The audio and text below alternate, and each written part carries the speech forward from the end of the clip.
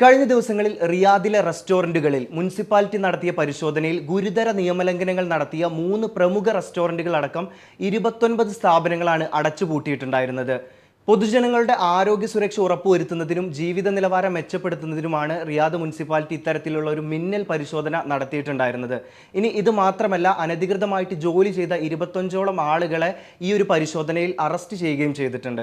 ഈ ഒരു പരിശോധനയിൽ 120 കിലോയിലധികം വരുന്ന വൃത്തിഹീനമായിട്ടുള്ള സാഹചര്യത്തിൽ സൂക്ഷിച്ച ഭക്ഷണങ്ങൾ, അതോടൊപ്പം തന്നെ പാകം ചെയ്ത് പഴകിയ ഭക്ഷണങ്ങൾ തുടങ്ങിയവ കണ്ടെത്തുകയുണ്ടായി.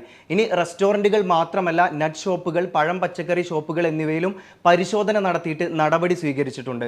വരും ദിവസങ്ങളിലും പരിശോധന ശക്തമാക്കിയേക്കുമെന്നാണ് അധികൃതർ പറയുന്നത്. അതുകൊണ്ട് പ്രത്യേകം ശ്രദ്ധിക്കേണ്ട കാര്യങ്ങൾ, ഇപ്പം ഈ റെസ്റ്റോറൻറ്റ് നടത്തുന്ന ഉടമകൾ ഉണ്ടായിരിക്കും, അവിടെ ജോലി ചെയ്യുന്ന ജീവനക്കാരുണ്ടായിരിക്കും. അബദ്ധവശാൽ പോലും വൃത്തിഹീനമായിട്ടുള്ള സാഹചര്യങ്ങളിൽ ഭക്ഷണങ്ങൾ സൂക്ഷിക്കാതിരിക്കുക, അതുപോലെ തന്നെ നിയമലംഘനങ്ങൾ നടത്താതിരിക്കുക. കാരണം ഫൈൻ അടക്കമുള്ള വലിയ നടപടികളിലേക്ക് പോകേണ്ടി വരും. അതുമാത്രമല്ല, റെസ്റ്റോറൻറ്റുകൾ അടച്ചുപൂട്ടാനുള്ള സാധ്യതയുമുണ്ട്.